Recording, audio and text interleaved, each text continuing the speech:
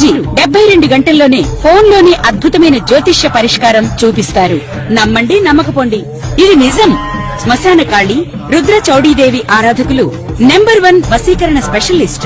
గురూజీ మనిషి పుట్టుక నుండి చనిపోయే వరకు వచ్చే అన్ని క్లిష్టమైన సమస్యలకు పరిష్కారం ఇక్కడ లభిస్తుంది. విద్య, ఉద్యోగం, వ్యవహారం, స్త్రీ ప్రేమ, పెళ్లి, సంతానం, స్త్రీ పురుష వశీకరణం, భూవశం, భార్యాభర్తల కలహాలు, కోర్టు సమస్యలు, విడాకుల సమస్యలు, చేతబడి, అప్పుల బాధ, ఇంకా మీకు ఎలాంటి సమస్యలు ఉన్నా 72 గంటల్లోనే శాశ్వత శ్రీ గురుభ్యో నమః. హరి ఓం. శ్రీ మహాగణాధిపతయే నమః. శ్రీ మహాసరస్వత్యై నమః. శ్రీ గురుభ్యో నమః. హరి ఓం. అజం ముహూర్తస్సు ముహూర్తో అస్తు. యశివో నామరూపాభ్యాం యా దేవీ సర్వమంగళా తయోస్సం స్మరణాత్ పుంసాం సర్వతో జయమంగళం. యకర్తా జగతాం భర్తా సంహర్తా మహసాం నిధి ప్రణమామి తమాదిత్యం బహిరంతస్తమోపహం. భవత్యస్మిన్ నక్షత్రమస్మి దస్రస్తురంగమః ఆద్యస్తురంగస్తరగాశ్చో వాజవహయో హరిః. ఆదిత్యోర్కో రవిర్భానుర్భాస్కరశ్చ దివాకరః మార్తాండ సవితా హేళి తీక్ష్ణాంశుర్మిహిరో రవిః. యః కర్తా జగతాం భర్తా సంహర్తా మహసాం నిధిః ప్రణమామి తమాదిత్యం బహిరంతస్తమోపహం. ఈ సంవత్సరం 2025 సంవత్సరం మార్చి 30వ తారీఖున 6 గ్రహాలు ఒక చోట చేరినాయి. ఈ 6 గ్రహాల్లో కూడా పాపగ్రహాలు ఎక్కువగా ఉన్నాయి. షడ్గ్రహ కూటమి అన్నారు. ఈ షడ్గ్రహ కూటమిలో రాహువు, శని, కుజుడు ఈ గ్రహాలు పూర్తిగా ఇబ్బంది పెట్టేటువంటి గ్రహాలు చేరినాయి. చూడండి, నేను మొదటి నుంచి చెబుతూ ఉన్నాను, అంతర్యుద్ధం. అంతర్యుద్ధం అంటే ఎట్లా ఉంటుందంటే పాము చావదు, బడితే విరగదు. కర్ర విరిగితే పావును చంపలేకపోయినామని అర్థం. కర్ర బాగానే ఉంది, పాము చావదు. ఏమిటా అంటే చేతకంతనమా కాదు. చేతకంతనం మాత్రం కాదు. ఎట్లా ఉంటుందంటే పై పెత్తనం అట్లా ఉంటుంది. ఇవాళ ఉన్న పరిస్థితులు అవి. అంతర్యుద్ధాలు, ప్రపంచ దేశాల్లో రకరకాలైన యుద్ధాలు. మరి ప్రతి వస్తువుకి అధిక రేట్లు పలకటం, రేట్లు కావాలని పెంచడం జరుగుతోంది. దీనివల్ల చాలా ఇబ్బంది పడుతూ ఉన్నాం. మరి ఈ ఇబ్బందుల నుంచి మనం బయటపడాలి. చూడండి, ఇప్పుడు విపరీతమైన వర్షాలు. ఈ వర్షాలు ఎట్లా ఉన్నాయంటే దోమకాటు బాగా పెరిగింది. దీనివల్ల రకరకాల వ్యాధులు రావడానికి అవకాశం ఉంది. ఇవన్నీ కూడా ఎట్లా తప్పించుకోవాలి, ఏమిటి మన పరిస్థితి అనేది మనం పూర్తిగా ఆలోచించాల్సిన అవసరం బాగా కనపడుతుంది. మరి ఇప్పుడున్న పరిస్థితి ఏమిటి అంటే భగవంతుడు తప్పితే, దేవుడు తప్పితే మనల్ని రక్షించేవాడు ఎవడు లేడు. ఎప్పుడు కూడా ఏమంటామంటే మనం ఏది మన చేతిలో అయినంత వరకు కూడా అంతా నా వల్లే అవుతుంది అనుకుంటాం. మనం ఏది చేసినా, ఏ పని సాగనప్పుడు, ఏ పనికి కూడా చేయలేక అన్ని రకాలుగా ఇబ్బంది పడ్డప్పుడు అప్పుడు దేవుడు గుర్తొస్తాడు. ఇక దేవుడు ఎక్కడన్నా ఉంటే మనల్ని రక్షించాలి. ఆ దేవుడి వల్ల కావాల్సిందే కానీ నా వల్ల ఏవి కాదు అనేటువంటి మాట అప్పుడు వస్తుంది. అప్పటిదాకా దేవుడు గుర్తురాడు. దేవుడు ఎప్పుడు కూడా గుర్తుండాలి. మరి సినిమాలో కూడా పాట రాశారు, జీవితమున సగభాగంబు నిద్దురకే సరిపోవు, మిగిలిన ఆ సగభాగంబు చిత్తశుద్ధి లేకపోవు, అతి నిద్రాలోలుడు తెలివిలేని మూర్ఖుడు పరమార్థం కానలేక నిద్దురకే చెడతాడు. 24 గంటల్లో 12 గంటలు నిద్రపోతున్నాం.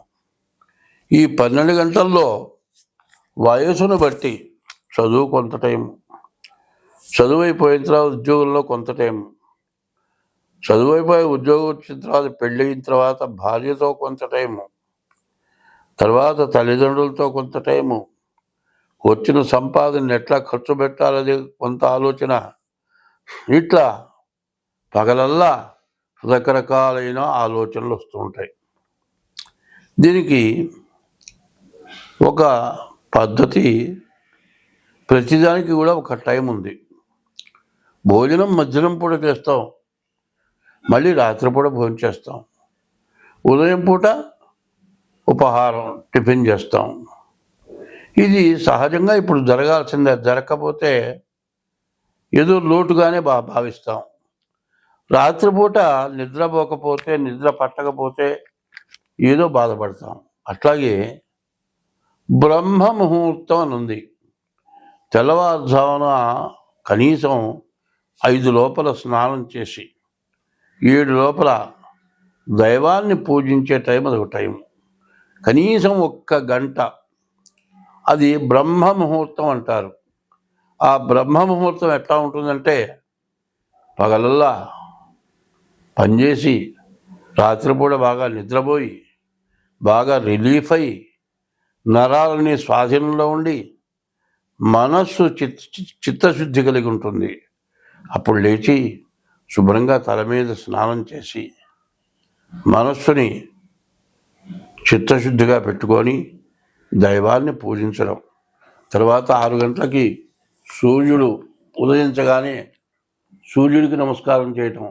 ఇవన్నీ కూడా చిత్తశుద్ధి కలిగి చేసిన పుణ్యంబు. కొంచెమైన అదియు కుదవ కాదు, విత్తనంబు మర్రి వృక్షంబునకునంత విశ్వదాభిరామ వినురవేమ అని వేమన గారు చెప్పాడు. చిత్తశుద్ధి కలిగి భగవంతుడిని ప్రార్థించింది కొంచెం కాదు, చాలా పెరుగుతుందట. ఎట్లా పెరుగుతుందంటే చిత్తశుద్ధి కలిగి చేసిన పుణ్యంబు కొంచెమైన నదియు కుదవ కాదు, విత్తనంబు మర్రి వృక్షంబునకునంత. మర్రి విత్తనం చాలా చిన్నది, కాకో గద్దో ఏదో తింటుంది. ఆ విత్తనం తీసుకొచ్చి ఏ గోడ మీద వేస్తుంది. ఆ గోడ మీద పడ్డ విత్తనం మొక్క పెరిగి అది గోడ మీద నుంచి, ప్రహరీ గోడ నుంచి కింద భూమిలోకి వెళ్తుంది, బాగా పెరుగుతుంది. ఆ విత్తనం ఎట్లా పెరుగుతుందో మొక్క, ఆ కాకో గద్ద రెట్ట వేసినటువంటి విత్తనం మర్రి చెట్టు ఎంత బాగా పెరుగుతుంది. అట్లా మనం చేసినటువంటి 24 గంటల్లో 1 గంట భగవంతుణ్ణి ప్రార్థించినటువంటి సమయం మనకు మర్రి చెట్టు ఎట్లా పెరుగుతుందో ఆ విధంగా మనకు మంచి వృద్ధినిస్తుంది. అయితే అటువంటి వృద్ధినిచ్చేదాన్ని మనం ఏం చేస్తున్నాం, ఆ టైంలో బాగా శుభ్రంగా నిద్రపోతున్నాం. రాత్రి 10 గంటల దాకానో 11 గంటల దాకానో పనిచేసి రాత్రికి నిద్రపోతున్నాం. ఇంత నిద్రపోయి తెల్లవారి సూర్యుడు ఉదయించిన తర్వాత లేస్తావు. ఇక బద్ధంగా లేవగానే కాస్త కాఫీ తాగుతావు. పాచమొహం కడుక్కోకుండా కూడా కాఫీ తాగుతారు. అది కాదు, పొద్దున్నే లేచి దైవాన్ని, ఎవరి మతం ప్రకారం వాళ్ళ దైవాన్ని పూజించడం అది ధర్మం అయి ఉంది. కాబట్టి అది చేయకపోవడం వల్ల జీవితాలు మొత్తం చాలా నష్టం కలుగుతుంది. మనస్సుకు శాంతి ఉండదు. మనశ్శాంతి లేక ఎన్నో రకాలుగా బాధపడుతూ ఉంటారు. ఇది ఇట్లా ఉండటం వల్ల మనకు చాలా బాధలు పెరుగుతాయి. ప్రతి వ్యక్తి కూడా తెల్లవారుజామున లేవంగానే ముందు భూమి మీద కాలు పెట్టకూడదు. చేత్తో నేల తాకి ఆ నేల కళ్ళగద్దుకుంటూ సముద్ర వసనే దేవి పర్వతస్థన మండలే విష్ణుపత్ని నమస్తుభ్యం పాదస్పర్శం క్షమస్వమి. ఓ విష్ణుపత్ని లక్ష్మీదేవి, నిన్ను తాకుతున్నాను కాలుతో, నా తప్పు క్షమించమని దండం పెట్టి అరిచి చూసుకొని, కరాగ్రే వసతి లక్ష్మి, కరమధ్యే సరస్వతి, కరమూలేదు గోవింద, ప్రభాతయ కరదర్శనం అని ఈ చేతి మీదుగా లక్ష్మీ సరస్వతి పార్వతులు రుచుకొని కళ్ళకద్దుకొని అప్పుడు ఎవరైనా మొహం చూడాలి. తర్వాత స్నానం చేసి సూర్యుడికి ఉదయం బ్రహ్మస్వరూపము, మధ్యాహ్నంతో మహేశ్వరము, సాయంకాలం స్వయం విష్ణువు, త్రికాలవహ దివాకరం అని సూర్యుడికి నమస్కారం చేసి నీ ఇష్టదైవాన్ని పూజిస్తే నీకు ఎటువంటి లోటు భగవంతుడు కలుగ చేయడు. ఇది ముందుగా మీరు తెలుసుకోవాల్సిన విశేషమైన విషయం. స్వస్తి. గ్రహాల్లో అన్ని గ్రహాల్లో శని అనేటువంటి గ్రహం ఒక్క రాశిలో 2 సంవత్సరాల 6 మాసాలు ఉంటాడు. అన్ని గ్రహాల కంటే ఎక్కువ సమయం ఉండేది శని. అయితే శని యొక్క స్వభావం ఎట్లా ఉంటుందంటే మనం చేసిన పాపాన్ని హరింపజేయడమే శని యొక్క స్వభావం. కాబట్టి శని పట్టాడురా, శని నన్ను ఏదో ఇబ్బంది పెడుతున్నాడురా, శని వల్ల నష్టపడుతున్నానురా, శని వల్ల నువ్వు నష్టపడరా, నువ్వు చేసిన పాపం వల్ల నువ్వు నష్టపడతావు. ఆ పాపం పోగానే నిన్ను ఎప్పుడు కూడా శని రక్షిస్తాడు.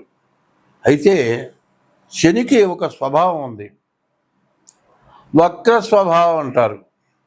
వక్రించి వెనక్కి వస్తాడు, మళ్ళీ అతిచారం మీద ముందుకు కూడా వెళ్తాడు. ఉన్న రాశి నుంచి వెనక రాశిలో ఉండేటువంటి లక్షణాలు చూపిస్తాడు. అట్లాగే ఒక్కోసారి అతిచారం మీద ముందుకు వెళ్ళి మరి ఇప్పుడు మీనంలో ఉన్న శని వక్రించి మరి కుంభంలో ఉన్న స్థితి చూపిస్తున్నాడు. ఇంకొకసారి ఎలా చేస్తాడు, శని మీనంలో ఉన్న శని మరియు అతిచారం మీద ముందుకు కూడా వెళ్ళటం జరుగుతూ ఉంటుంది. ఇప్పుడు జరగలేదు, శని వక్రించి వెనక్కి. అయితే నక్షత్రం మార్ల, రాశి మార్ల లెక్క ప్రకారం, కానీ వక్రం అనగా వెనక ఉన్నటువంటి పద్ధతినే చూపిస్తాడు. ఇప్పుడు అందరికీ కూడా ఏముందంటే మీనానికి శని వెళితే మకరం వాళ్ళకి ఈనాటి శని అయిపోయింది అనుకుంటున్నారు. కానీ 2025వ సంవత్సరం జూలై నెల 13 నుండి నవంబర్ నెల 27 వరకు 138 రోజులు శని వక్రించున్నాడు. ఈ సింహరాశి, ఈ సింహరాశికి అష్టమ శని. ఈ సింహరాశికి అష్టమ శని బాగా కష్టాలు పెట్టేవాడు నిన్నటిదాకా. ఈ కష్టాలు పెట్టే శని అష్టమం నుంచి నవమానికి వెళ్ళాడు. ఈ నవమానికి వెళ్ళినటువంటి శని నవమానికి అష్టమంలోనే ఉన్నాడు ఇప్పుడు శని. ఈ అష్టమంలో ఉన్న శని మళ్ళీ వక్రించడం వల్ల సప్తమ స్థానానికి వచ్చుంటాడు. ఈ సప్తమ స్థానంలో ఉన్న లక్షణాలు కూడా శని చూపిస్తాడు. సప్తమ స్థానం ఏంది? కళత్ర స్థానం. కళత్ర స్థానం వల్ల భార్యాభర్తల్లో సమస్యలు రావచ్చు. అష్టమ స్థానం వల్ల విపరీతమైన సమస్యలు, ఆర్థికంగా బాగా ఇబ్బందులు, ప్రతి స్త్రీ కూడా సమస్య కూర్చుంటుంది.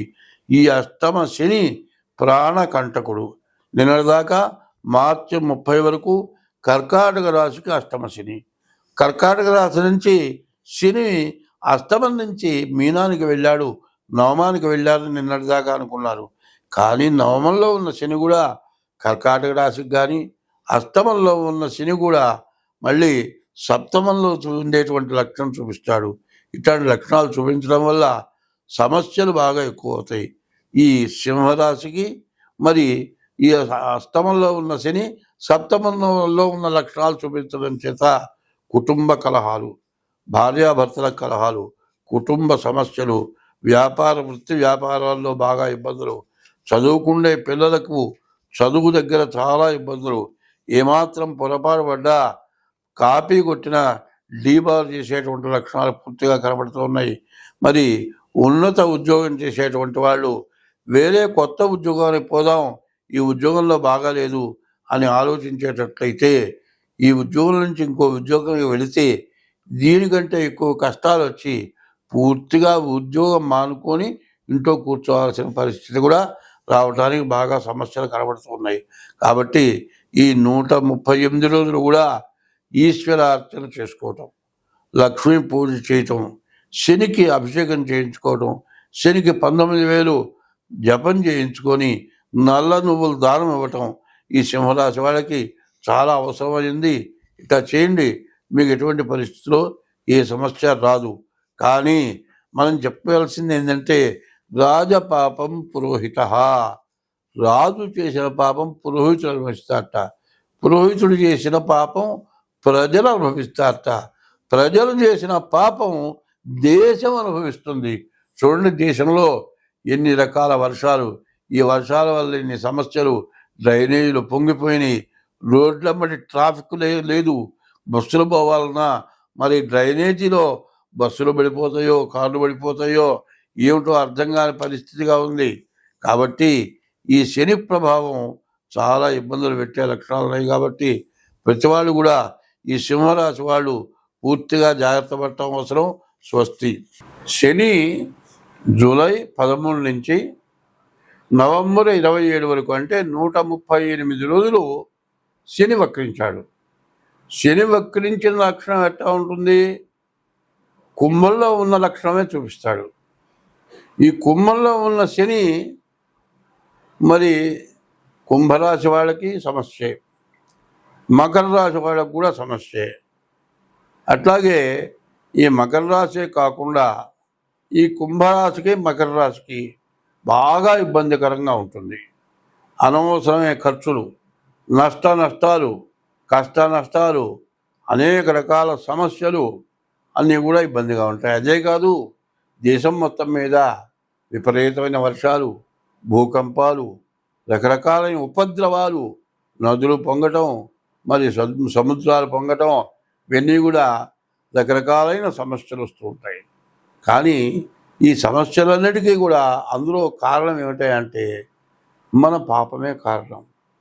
పూర్వం పాపం అనే దాన్ని పరిహారం చేయడానికి ఇక్కడే చెప్పాడు, అన్నదానము కన్నా అధిక దానము లేదన్నారు.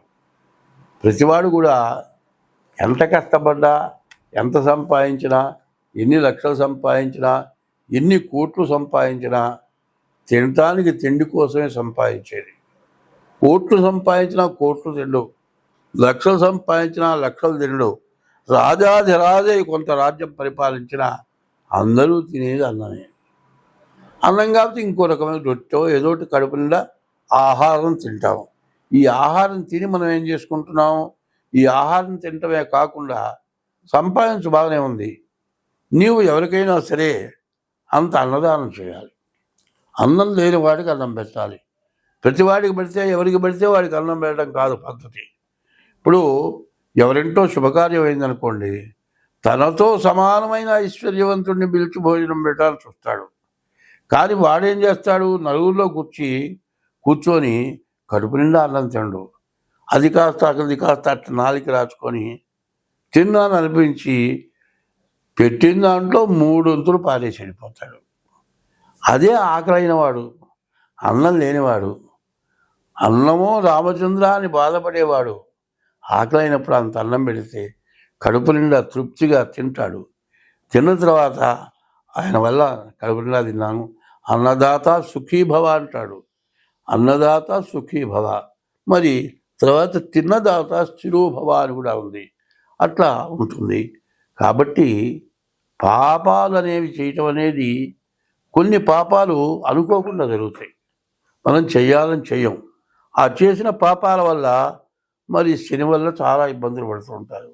కాబట్టి ఆ ఇబ్బందుల నుంచి బయటపడాలంటే ముందు అన్నదానం ప్రధానమైంది. కాదండి అన్నదానం చేయడానికి కుదరదంటే, ఇప్పుడు వానాకాలం చీమల పుట్టలు కూడా తడిసిపోయి ఉంటాయి, అవి కొత్త పుట్టలు తయారు చేసుకుంటాయి, ఆహారం కూడా వెతుక్కుంటాయి. ఇప్పుడు వర్షం పడుతుంది, ఈ వర్షం దెబ్బకి పుట్టలు మొత్తం కుంగిపోతాయి. ఇంకో చోట వర్షం లేని చోట ఏ ఇళ్లలోనూ పుట్టలు పెట్టుకుంటాయి, అక్కడికి ఆహారం తీసుకెళ్తాయి. ఇది సంవత్సరం పాటు ఆహారం తింటాయి. బియ్యపు రవ్వ పంచదార కలిపి మట్టి నేలల్లో పుట్టల దగ్గర వేస్తే ఆ జీవరాశులు, ఆ చీమలు ఆహారం తింటాయి.